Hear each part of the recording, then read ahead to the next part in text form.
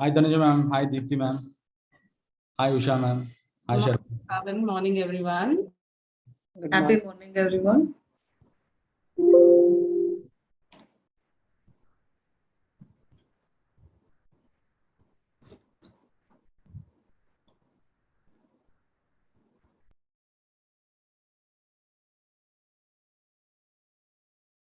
We'll just wait for a minute and then we'll be starting.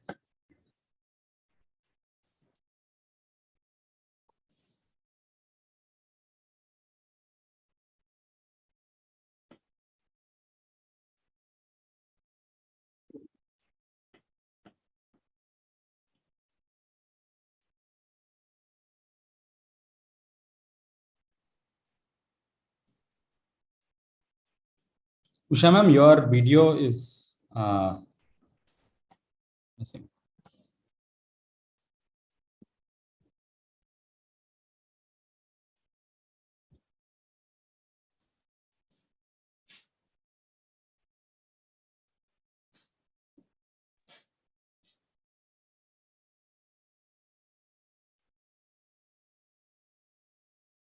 Usha ma'am, are you there? Can you hear us? Yes, I can hear you. Okay. Hi ma'am. Hi. Hello, all the fellow panelists.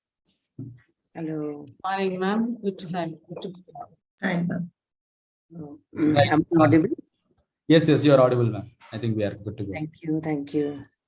Thank you, ma'am. Thank you. All right. Hi, everyone. Welcome to the Bright Talks episode 2.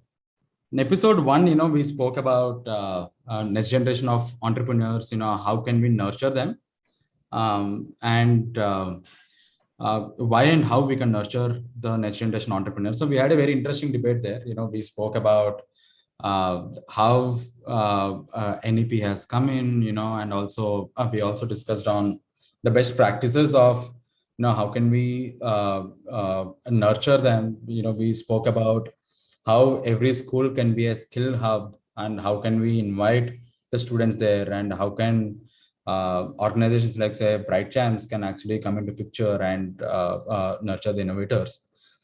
But we left with one question there, from that discussion only, we've got another topic for today's Bright Talks episode, which is early entrepreneurial and financial education.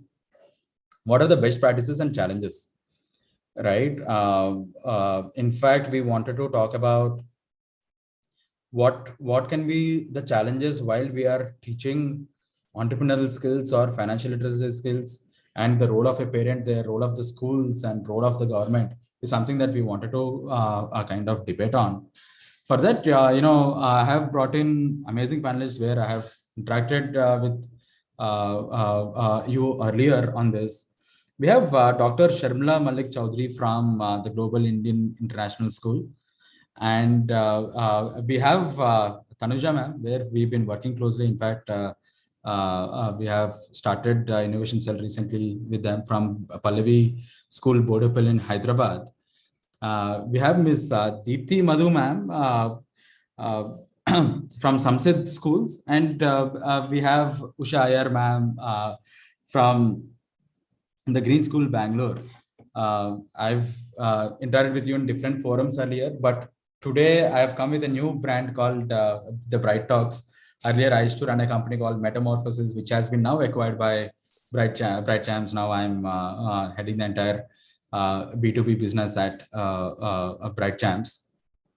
Welcome to you all. Thank you so much for accepting the invite and joining today. So I'll keep this very candid and also informal, and then we'll have a lot of Q&As. We have people watching live on YouTube and also other channels of Bright Champs. So we'll start with a very basic question, right? I mean, I wanted to start with how soon is too soon in introducing financial education or financial literacy for kids. After looking at CBSE mandating few skills where financial literacy is also there, they're trying to mandate this. But how soon is too soon? Because this is one common question from the parents that we see, that we hear. I'll open the panel. I'll start with Tanuja ma'am. Your thoughts on this? How soon is too soon? Thank you, Pawan. Good morning, everyone. See, having seen the curriculum by NCFE from grade 6 to 10, and the way structured it is right from the evolution of money. And I think for the first time, we have all the financial institutions coming one board to take this across. That's actually, firstly, a very great move. And if you see the way the curriculum is structured with evolution of money, with need for borrowing and making students understand about RBI and also about insurance. So, it gives us a feel good factor that by the time the child leaves grade 10, well, he's going to be going to the bigger world with a kind of knowledge about how to take charge, or is he in a comfortable position to take charge of his financial future. So I think it's not a standalone skill that we have to execute. When we integrate it with other subjects, I think, say when you're doing a simple interest, how to kind of make students understand that tomorrow when you go for a further study, how does it going to work out for you? So when we integrate it with different subjects, I feel from 6 onwards, it really makes sense.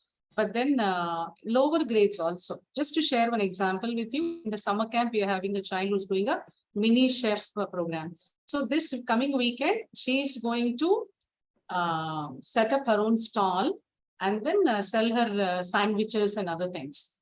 So for the first time, a child is kind of getting to know how to receive money, how to manage money, and okay, what next? So I think it can be kindled, that interest can be kindled through activities. And the child, just to give you a heads up, is in grade 4.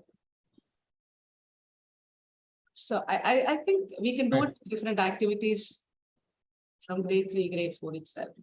Right. So you endorse that, we should impart this kind of, skills little early, because slowly the students are getting exposed to kind of selling, kind of receiving money, and these things are there.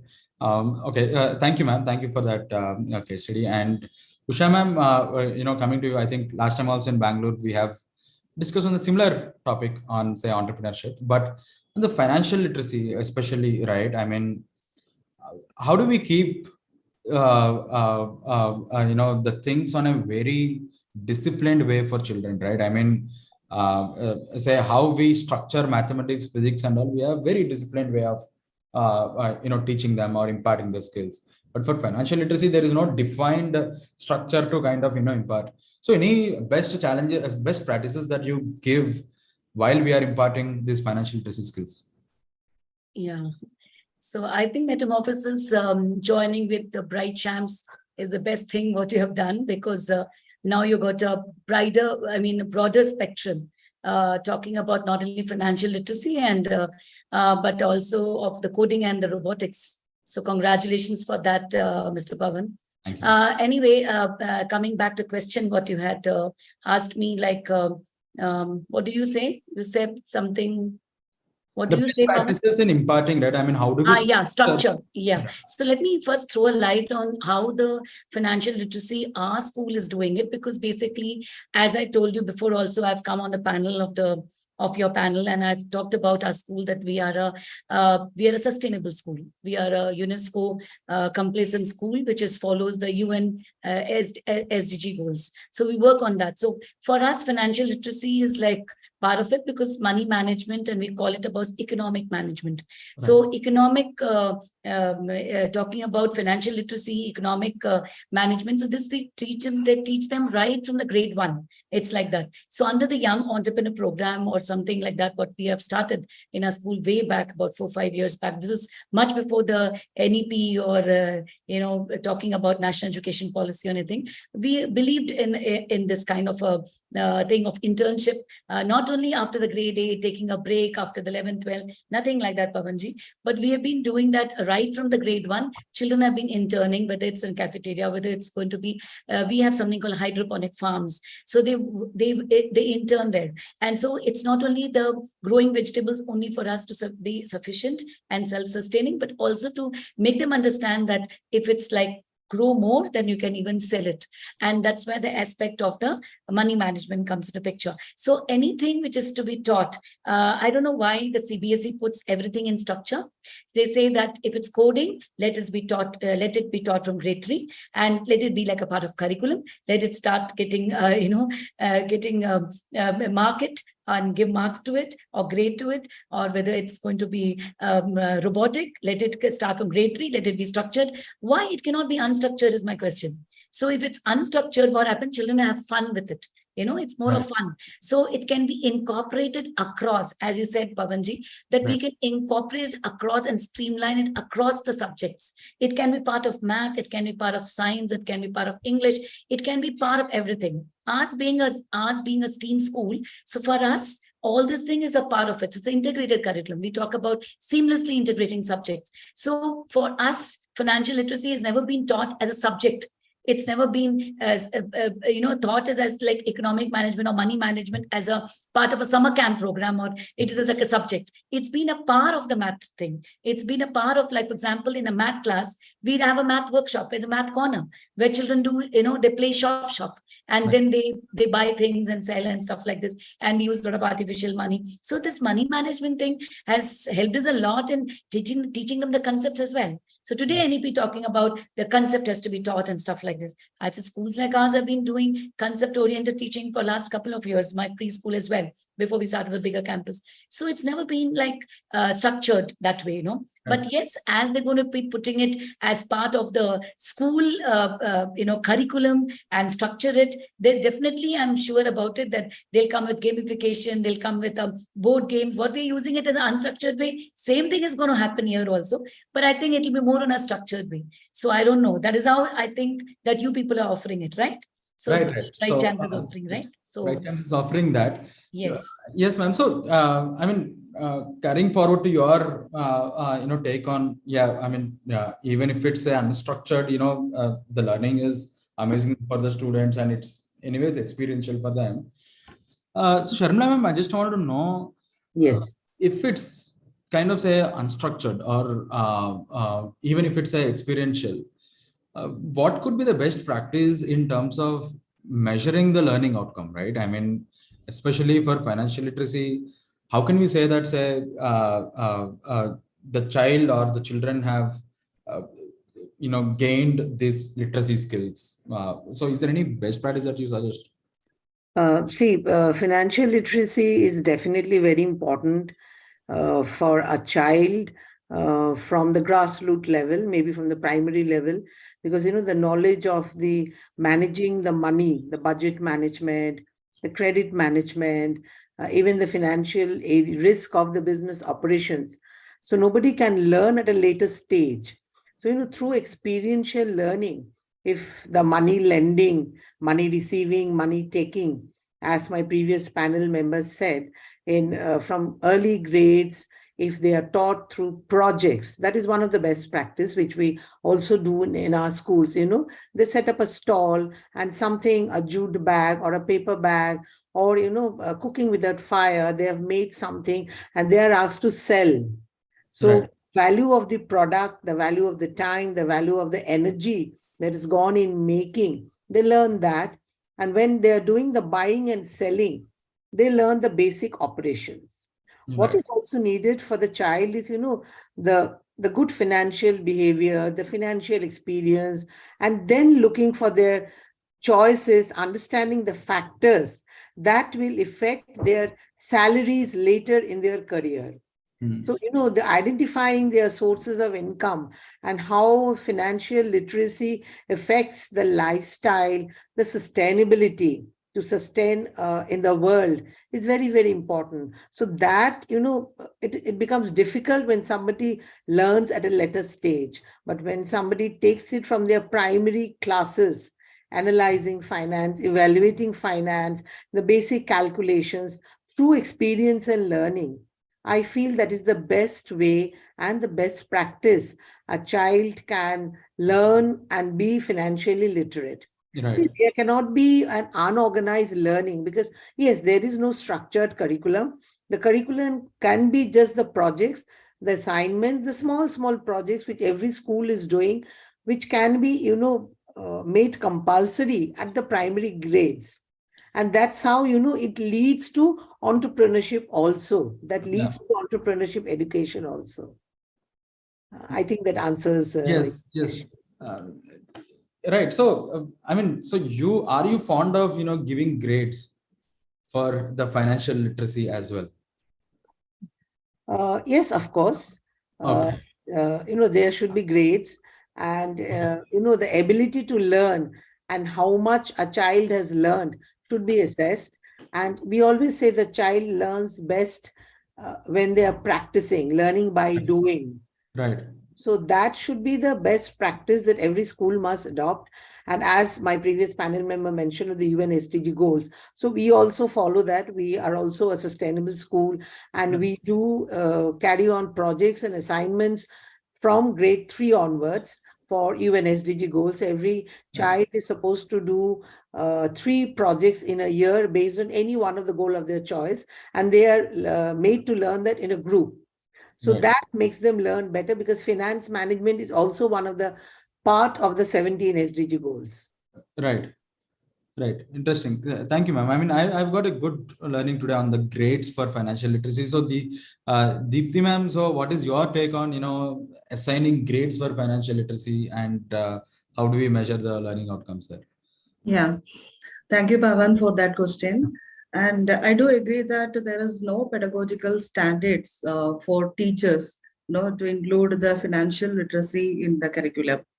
But we incorporate this in every aspects, as my earlier panel members told, Usha ma'am.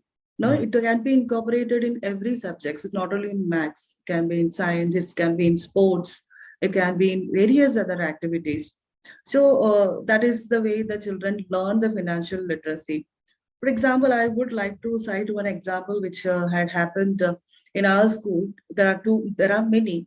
So a few years back, we had asked as a part of the max curriculum, learning for the primary level children, how to the computation and calculation skills. We have asked the children to bring whatever items they want to the school, and start a stuck shop kind of thing, where we called it as integrity canteen. Okay, so it was a method of doing by their own and calculating and giving money and taking the balance. So the children were learning it by their own. At the same time, as Samsit is a school which is believing the value system strongly, and that is why we have given the name integrity canteen. There were no teachers standing there, and the children were bringing the money, taking the product, and collecting the balance. And at the end of the day, when we counted, the correct amount of money was there in the box. So that is the thing. So the children know it, because if I also believe that in everywhere we need to standardize the thing.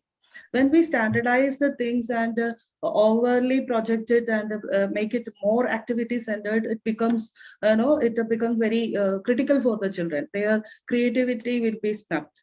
So, and again, as you asked me about the grades and other things, yes, I do agree. More than the providing them the grades and other thing, I believe in providing them more opportunities, exposures, especially the one which we have conducted in the February month, that is a hackathon.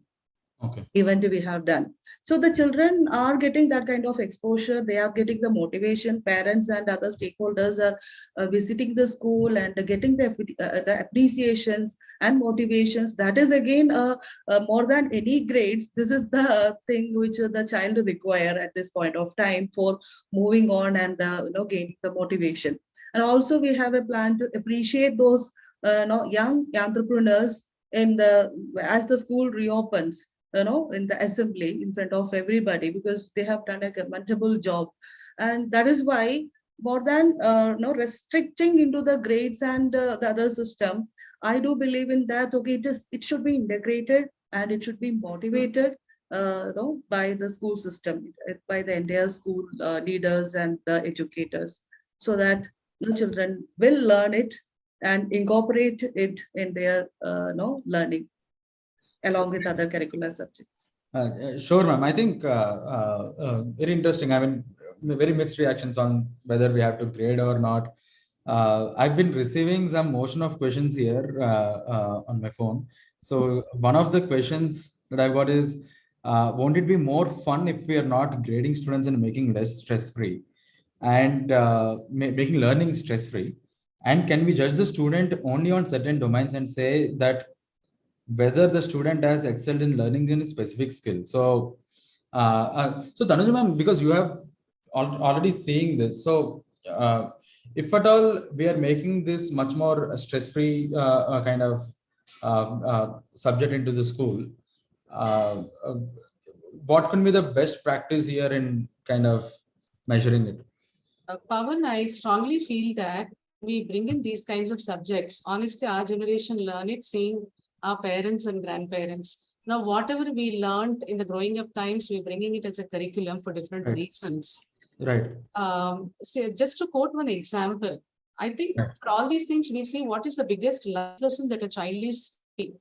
Right. And when we were dealing with this topic of insurance last year, my grade 9 students happened to meet a parent who came for asking for a fee waiver because she lost her husband 10 days before.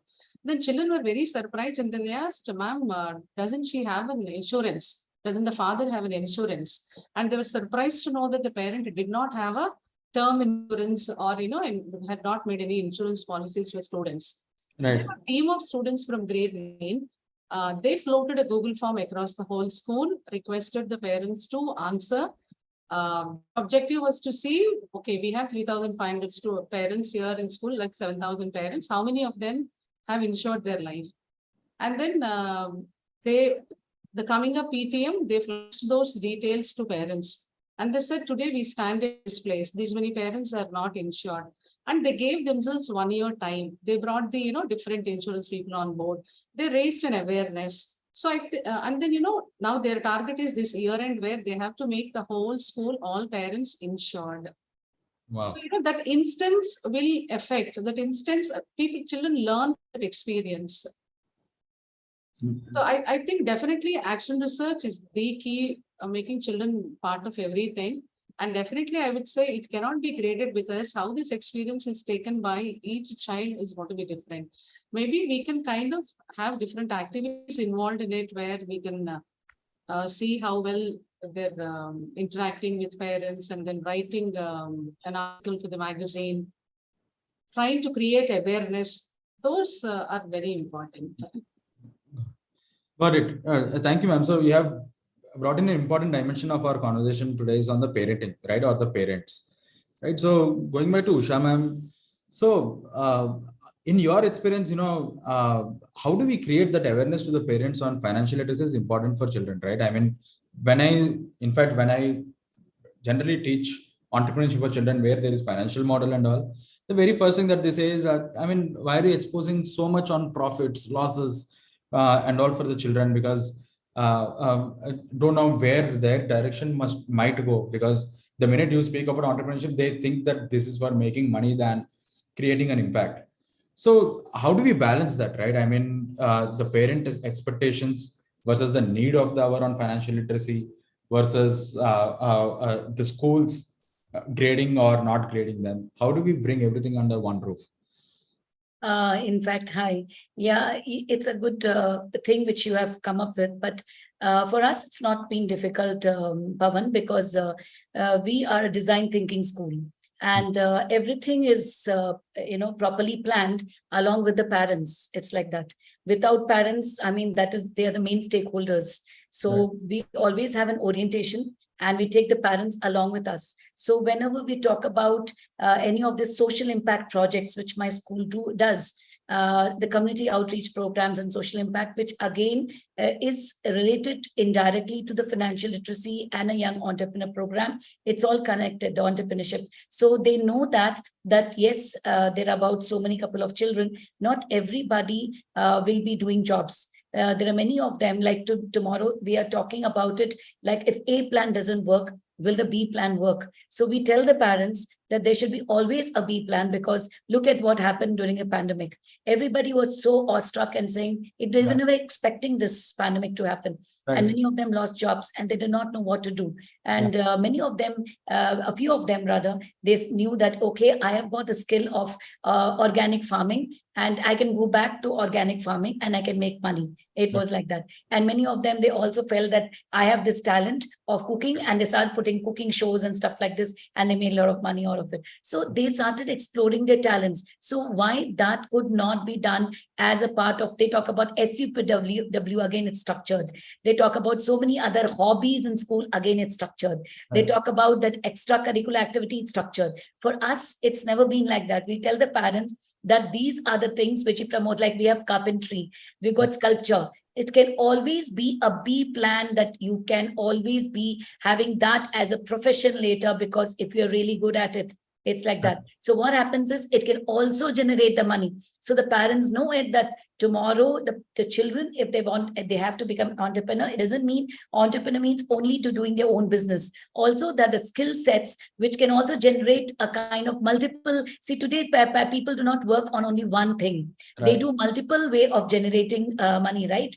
They know that, this is money is not sufficient, that they do even a home gardening, they do an organic farm, they do this, and they do their jobs. The way my own daughter I'm talking about, she has a sustainable a fashion designer but apart from that, she also like works somewhere, she puts that money back into a business, and she does all that stuff. So they know how to juggle. Today's children are very brilliant, but we just have to shape them, give them a kind of a path, and say, this is what you are good at. So what we do is we have a little bit of structure in that. We need to identify the talent of the children, and then when we identify the talent of the children, we put them across and saying, hey, look, you're good at this organic farming, you're good at carpentry, you're good at this. So we divide them, and so forth, and so that they say that if you're not good in academician, you can become a best carpenter, right?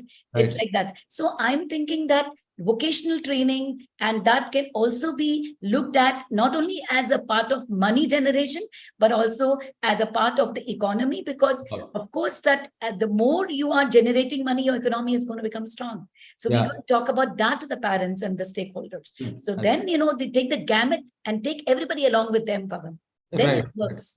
Doesn't work in seclusion and saying something I'm doing and I'm doing it like a hobby, or I'm doing like extra classes, I'm doing like a thing. Parents are not happy about it, because it's like jack of all trades and master of none. So I think we need to cater to that and put it very bracketed and show it to parents. And parents know when they come to see the fit, or they come to see the exhibition, or come to see this, oh, they've generated so many things. Then I tell them, I said, suppose I'm going to sell this particular product of your child in Amazon. He gets a royalty for that. Right. So he becomes an entrepreneur as young as this. So they become excited, children. And then the parents are not going to say that you're only teaching money and teaching this. It all comes together, whether it's, we're talking about financial literacy, it comes as a part of everything, Right. Yeah. Right. Sure. Thanks, ma'am. I mean, this is excellent input on, how can we talk about the larger picture of why financial literacy and entrepreneurial skills are important. Sharmila, do you have anything to add to this on the parenting aspect? Yes, so I will strongly agree with my previous panelists. See, this entrepreneurship, the skills, they are developed through education and learning of the educational institutions. Okay. And this challenges is definitely one of the best practices that children learn. This itself is a part of our learning, because nowadays we do not talk of extracurricular, co-curricular. Today CBSE says co-scholastic. So we also have implemented vocational courses last 4 years from grade 5 onwards, doing very well, where, this organic farming, the simple basic electric mechanisms, if suddenly the bulb has gone in my house and how to set it, I need not call an electrician. I can be independent and do it on my own. So little plumbing, there are 3 months, not very structured, but there are certain projects assigned to the children. And then at the end of the year, the parents assesses them, and they come and tell us, yes, my child was good at carpentry, my child was good at plumbing, my child was good at art and craft, mask making. And what we do is we have a talent show at the end of the year, to the parents, where the child takes whichever courses they have learned, maybe only one in a year, maybe only gardening in a year, maybe art and craft with little of plumbing in a year. So the child, whatever he has learned, the child presents. They assesses themselves, and so that gives them the confidence that yes, in case I lose out on maths and science and I'm not a bright child in academics, I can excel in these skills. So that makes them sustainable. That makes them, financially stable later in their life. And so we always do it with the parents' concern. And parents are very happy about it. And, sometimes we do grade them, obviously at a lighter level, in discussion with the parents. And so the parents understand that, okay, my child in grade 5 has done this much in organic farming, so maybe next year in grade 6 she may take up organic farming and increase her skills. So not only her entrepreneurship skills are increased, it makes the child more stable financially, and parents are at ease that yes, if my child today is not a brilliant child, my child can sustain himself or herself in the world. That is what is more important today. Right. Thank you, ma'am. So adding to that, Deepti ma'am, your thoughts on it, and also wanted to check with you on the personal financial management for, say, children, especially that aspect. Do you think that the parents are already feeling the need for the child to be kind of disciplined financially, or where are we standing currently on that? Yeah. So I believe that this financial literacy and entrepreneurial skills are the need of the hour. And today's parents are very well aware of it. And parents know that schools are not the place only to impart knowledge. It is also the places to impart the life skill and other necessary values to the children. So now, if you look at the context of India, so if you see that India is a highly populated country where our 30% or above of the generation are youth. Okay, when these children or these people, when they come out of their schools and colleges, a big problem is waiting for them. That is employment, right? And every parent is worried about that. And we have earlier, we have very nicely told that, okay, play safe, don't take any risk. But entrepreneurship and financial literacy is all about taking risk. So that is again a very important life skill. So this is where we have to create awareness and orientation for the parents as well as to the students, wherein they should understand that these are the life skills which are required for the future generation.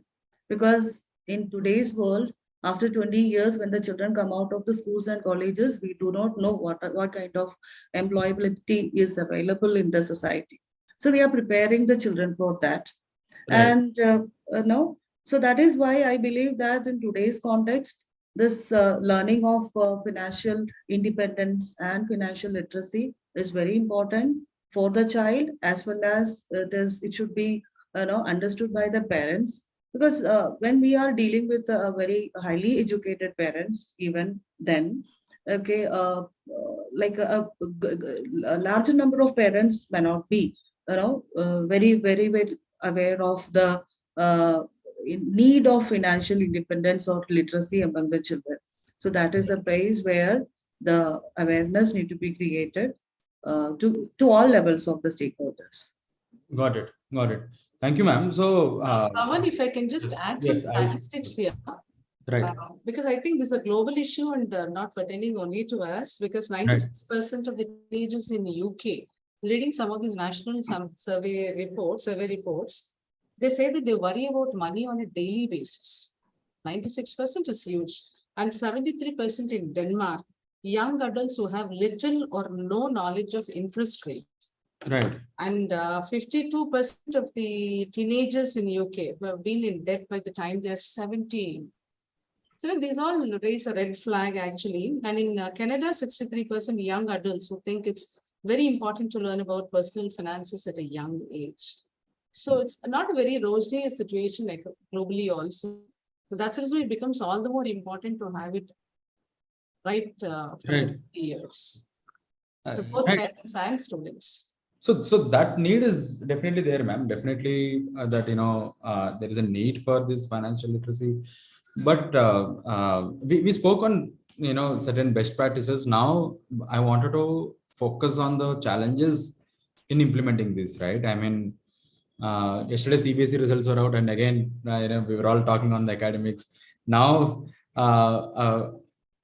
when do we celebrate, just like how the CBSE results have come? When can we celebrate that there are so many, these many entrepreneurs are from our school, or these many financial experts are going to happen? So currently wanted to know on the challenges. So Tanuja ma'am, if at all you can share few challenges in implementing these skills.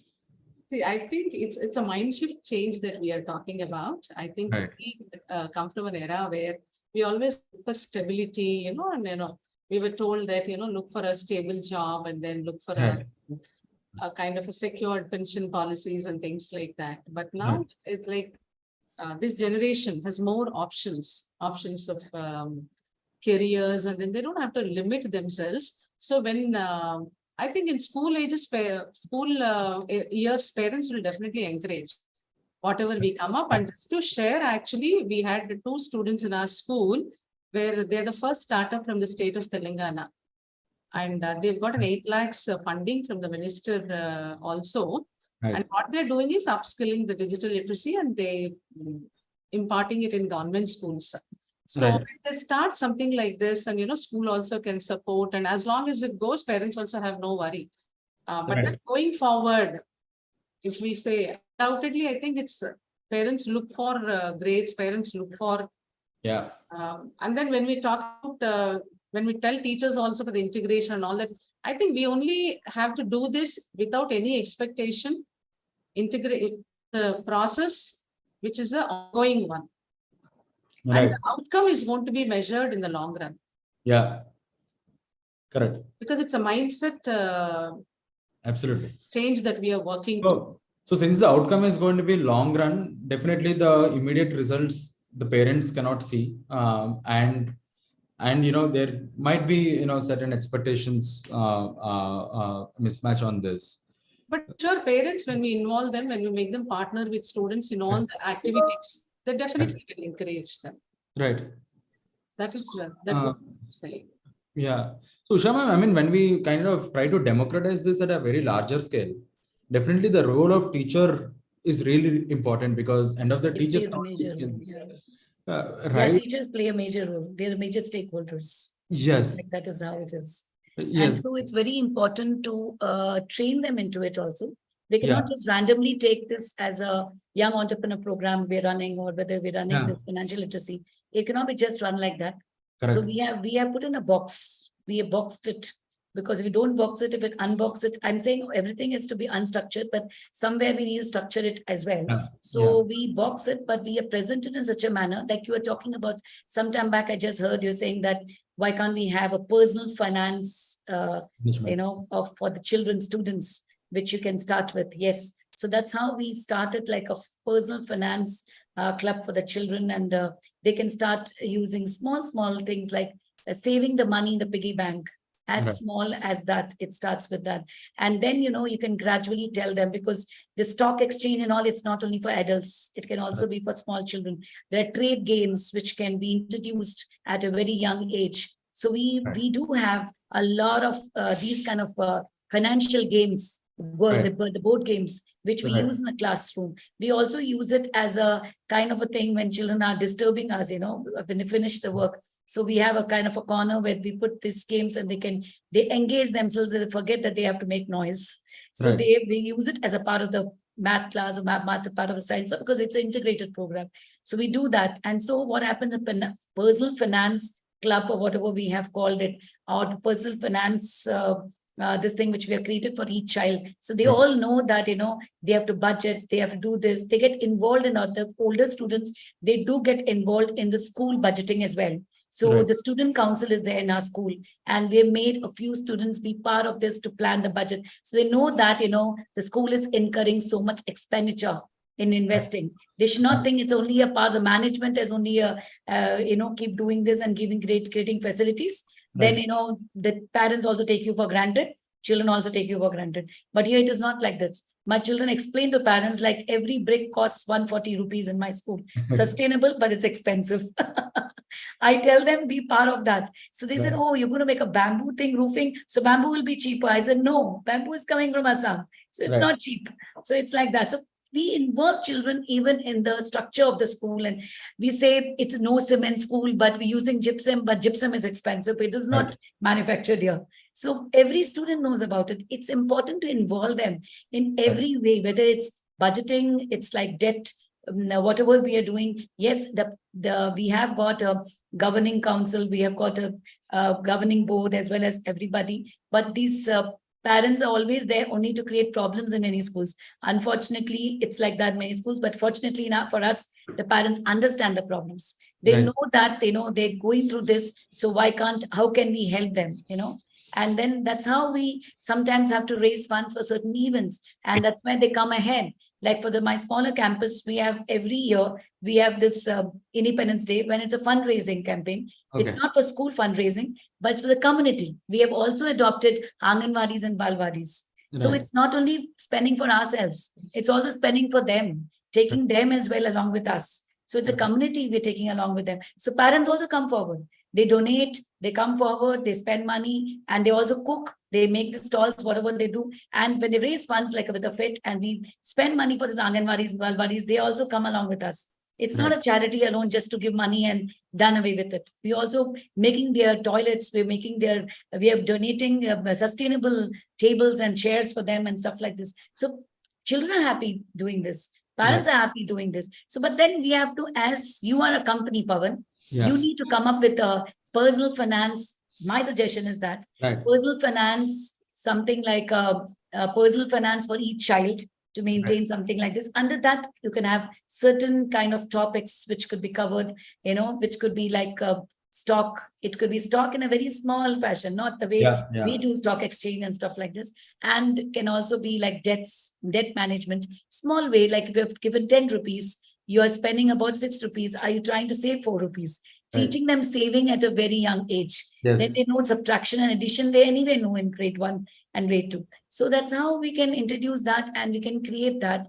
And that can lead to an entrepreneurship later. Correct. We do not know. We are creating a kind of childhood with all kind of exposures. So probably that will lead to them to do something in their lives. That's how we also become entrepreneurs, right? Yes. Because that is self-entrepreneurship. That is- To be self-driven, rather. Nobody Right. is driven, but here we are trying to support them.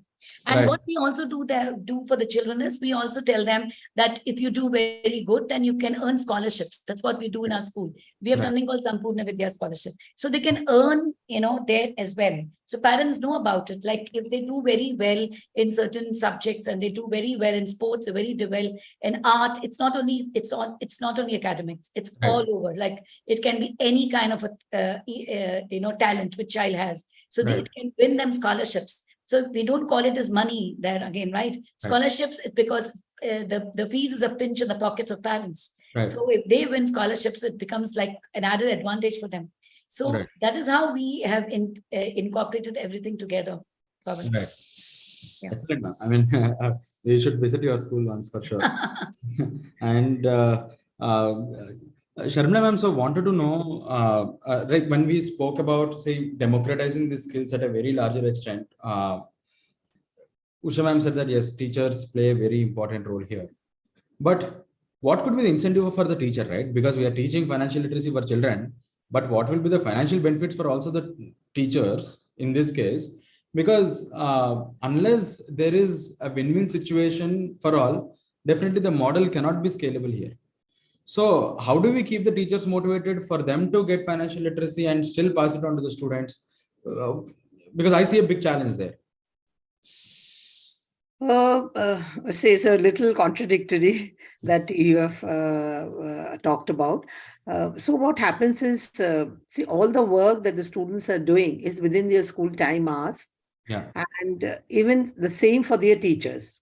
Yes, what we do is whichever teachers we assign to the children, they are trained like entrepreneurship. They're trained on that. So we have subject experts, like since Global Indian International School is a global school.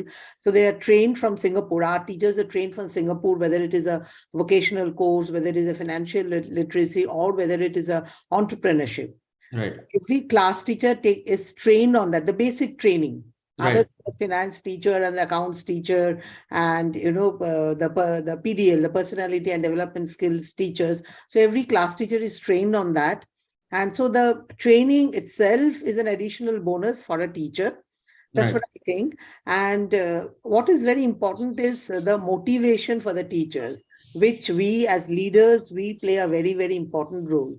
So teachers also gets to learn. So when I was a teacher 25 years back, and what I am teaching today is much different.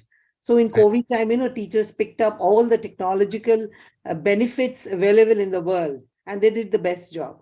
So similarly, all the teachers should be trained. That is what is very important. That itself acts as an incentive for them, and they are, upgrading themselves to the latest technologies, to the latest requirements of the school needs, the education system needs today. Yeah. Yes, what we do follow in our school is there are certain after-school programs. Okay. And our internal teachers sometimes are involved in these after-school programs, and they are paid extra on a pro rata basis. It's not all of them are involved. There are a few handpicked. Let's say the art and craft, there are 3 art and craft teachers. So whoever is a young one, motivator, and can spend some extra time in the school, so that teacher is handpicked and teach the children mask making or a beautiful vase decoration. And that the children, we do some exhibitions where children sell these products. So the incentive for the teacher is, yes, since the teacher is staying back after some time, we do pay them on a pro rata basis. So first of all, the training is very important, and the motivation for the teacher, that is very, very important. The leader plays an important role to motivate them. And teaching itself is a noble profession, and there are teachers who takes on these responsibilities to stay back, spend time with the children, make them more skilled, because that's their satisfaction. Not all of them, but there are many in the schools who love that. And so where, every time they don't expect a payment, but they do expect, that yes, recognition, the appreciation, a certificate at the end of the year or at the end of the term when they have contributed a lot for the children, which we do. We do give them a star award or the extra mile award teacher. So those are that certificate itself is of a greater value to them than the money. Right. So that's how I think we can compensate to teachers. Sure. I'll add a few things to this, Pavan. Can I do that? Yeah, please. Yeah. See, what we do is it's a zero energy, zero carbon, and zero waste school. My school is, and we have the recycle, reject, and reuse. That is a concept what we have for certain things for children as well. When they make projects and stuff like this. So what we do is, whatever they're throwing it away, they have to bring it back to school, the bottles and stuff like this. Even the spaces they design in my school, the children are involved in designing spaces. So when we involve teachers in that and saying that you encourage the kids in bringing that, so they get, the students, in fact, they win money, they bring bottles and they recycle it and they do the things. And then we tell them that, it can be converted to points. Points is nothing but, they can pick up things like which they make, like which is worth some money. So similarly for teachers also, we encourage them by that way only, by zero energy, zero carbon. The more, because right now I'm working with a project with a UNESCO company called the Green Mentors. And with this Green Mentors, those people have said that I can create credit points. And these credits could be actually given to the companies like Infosys or like Wipro. They buy the carbon credits. So these carbon credits are created by my students. So these carbon credits, for example, I reduce about so many tons of carbon emission in my school through certain activities, the green activities. So my teachers are involved in that. So teachers are getting remunerated for it, not by me, but by the companies. The companies actually buy the carbon credits and actually support the students' fees, which parents are happy, which I'm starting this year. And the students, teachers are going to get benefited because the teachers are going to be remunerated. It's Right. remuneration. So this is how we're creating it. I think we can do a lot of things in the green field, and that's where the environment jobs are going to be created, Pavan, tomorrow. Right. Jobs are going to be very I mean, so there is micro entrepreneurial activities that are already happening for the teachers. absolutely. And in fact, in the last episode also, we were talking about why can't we give equal entrepreneurial opportunities for the teachers. In fact, Yes. we've done something called as Hyderabad Today Conclave in collaboration with Pallavi and also DPS groups in Hyderabad. There also, one topic has come on, why can't we create, always we're talking about financial literacy for children, entrepreneurship for children. Nothing for teachers. That's Right. all. For teachers, if at all we do that, I think that will be great. Tanuja ma'am, I'll also take your suggestions on that. But before that, Deepthi ma'am, if at all any suggestion from your end on how do we keep the learners and the teachers motivated in imparting these skills? Yeah. So as we were discussing with the challenges which we were facing, so Right. in continuation with, I would have some points to tell. Yes. And as initially I have mentioned that there is no pedagogical standards to teach the financial literacy which is available for our teachers. So Right. that is the place where we have to upskill our teachers. More and more trainings are given on a yearly basis, and Right. teachers are getting upskilled. But at the same time, the teachers are not the be all and end all for everything. When it comes to a higher level of projects for the secondary school or senior secondary school students, they need expert advices sometimes from the industrialist or the maybe from people from the cottage industries, right? Right. So which we have called to the school. That is why I'm telling that. So sometimes from the universities or the management people or such entrepreneurs, they come and share their success stories, and that becomes a motivation for the teachers as well as the students, because they talk about the failures, how they know how they have taken the risk, and know what helped them in persevering the things, and this becomes a motivation. So availability of the experts is the sometimes as a principal I have faced as a challenge, because that is one thing which I wanted to cite here. That is a place where, as Usha ma'am was telling, as Pride Champs and other such NGOs and organizations can pitch in and help the schools, in these type of ventures wherein our teachers and students and parent community as well will get more and more ideas, because entrepreneurship is always about ideation, idea creation, new ideas, because they should get the lots and lots of exposures. Only then the idea creation, what is next, will come. Okay. Right. So that is where I feel that is one step, one thing which I wanted to tell it here. That is the thing. So what was the next question, Mr. Pawan? So just talking about, how can we keep everyone motivated here, right? I mean, the teachers or the students.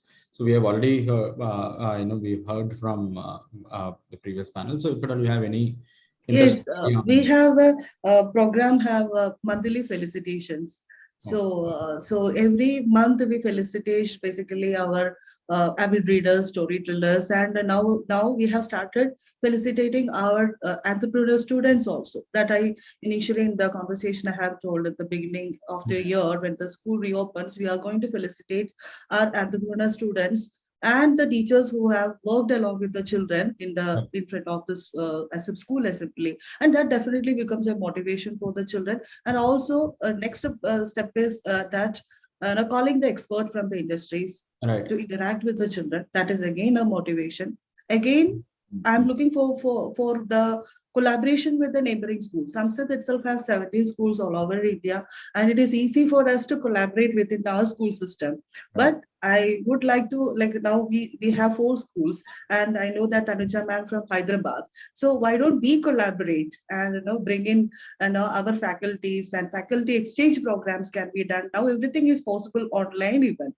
Our teachers need to travel. We can have a given expert talk from Tanuja ma'am schools to some sort group of schools, or from our school to Tanuja ma'am schools, or to any other schools. So this will also will be a great help in terms of idea generation and various other things. Right. Very, very In interesting. fact, we are planning to do that. Oh, interesting. Dipti, no? Yes, We are yes. planning to do that. In fact, we are doing the cluster school kind of a thing, which Yes. Pawan doesn't know. I haven't discussed that last. Yeah. But we are planning to do that. We are planning to call them and work on the hydroponic farm of ours, because all school doesn't have hydroponic farms, and they do not know how the water can be generated from the air, because our school has got carbon panels, and water can be generated from the air because it's a paddle water generation instead of groundwater. So these things children can watch, and they can be the brand ambassadors for tomorrow's greener planet. So we are Yeah. planning to do that, Deepti. So we don't mind inviting your school to Hyderabad. Thank you. Thank you so much. Very interesting. In fact, Sharmila ma'am, I think you should also introduce something on the global exchange program now, because you have good presence outside India as We are well. also a green, we are a smart school, and we are a green school certified. Right, Green right. school. Right. Yes. So, just to sum up, we discussed on very interesting dimensions. One is we discussed on why financial literacy and entrepreneurial education. And then we asked about how can the parents be more aware about these programs and how can they understand the importance of this.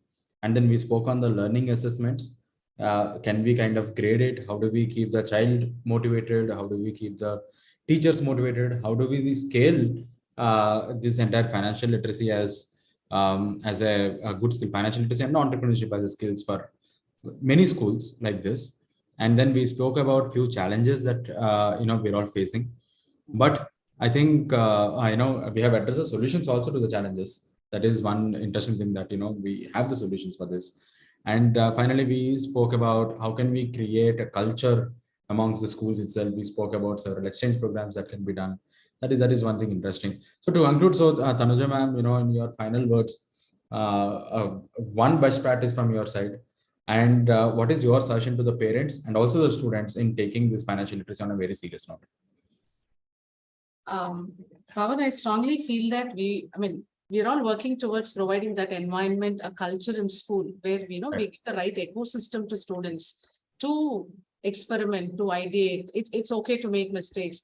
We should be willing to respect every idea that comes from children.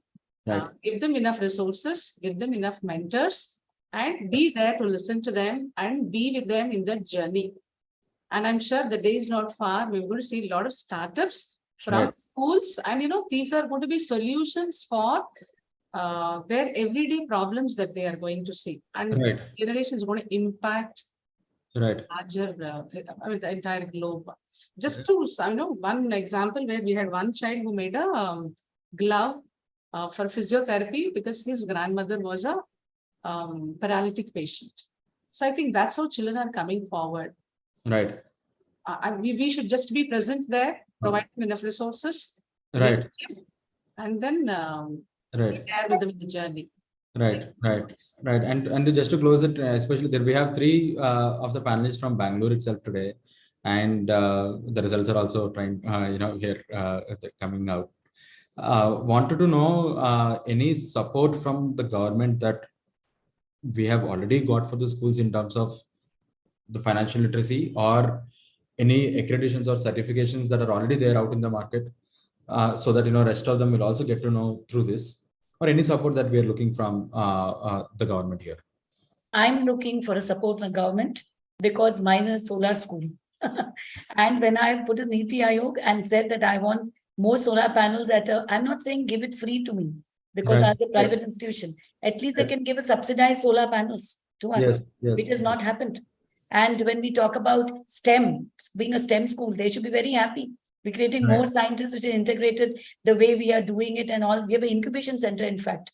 So Right. they can come ahead. Atal Lab, I heard that Niti Yeah. Ayog sets up Atal Lab.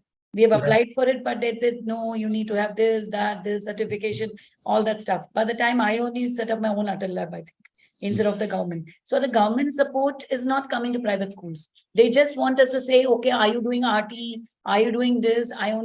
We only have to oblige the government. The government has to come Right. ahead. And when they're so happy saying that because our school buses are all CNG buses, we don't use Right. any fuels and all that stuff. They should be happy that schools like ours, which trying to save energy, they should come Right. ahead to help us. And that's Right. where I think I need the government support. And which you're not getting. Nothing to do with your financial literacy, but Right. this is what it is. And one more thing which I want to add up to this, Pawan. Parents want the challenges which you said to it. I just want to add to that. Parents want everything free. They don't want to pay for anything. So even if you're going to pitch in for anything to be incorporated to school, it has to be part of the school. School has to pay for it and take up your program. It's like that. They Right. want everything to be included in the fees. Once in the beginning, they pay the fees. They don't want to pay anything, even 5 rupees extra later. Right. It's like that.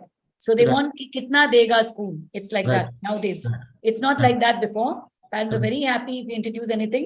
Nowadays, parents want everything, but can you all compile everything and make it this much of package and give me this? I'm not talking about the schools which is all established. They don't have this problem. People like us or new schools, oh, you're progressive school, fine. All that is very, very nice. But can you have packages?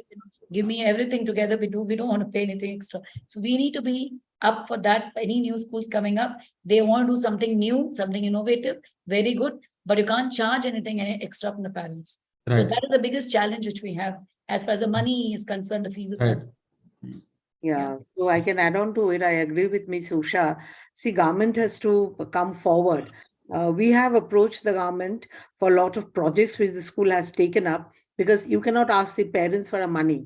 And Right. it's not always possible for the school management to bear all the costs which the students will do. So we wanted to do a lot of community outreach programs where there were some cost involved. We have done it. Finally, school management has agreed to bear the cost, and we have done it.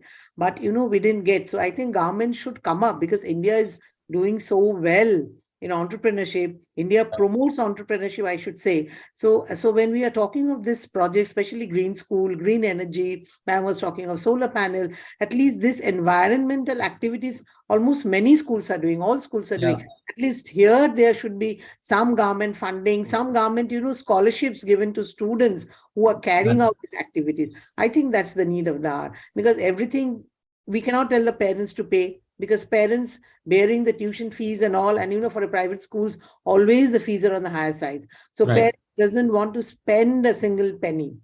But parents expect a lot from the schools, especially the entrepreneurship programs, financial literacy programs. We do bring in experts. We do bring in ESG certified environmentalists who come and address our students. These are all, expense borne, bringing that person outstation, bearing the charges and all, but difficult to get, convince government and get any help. So I think that's a big challenge most of the private schools are facing.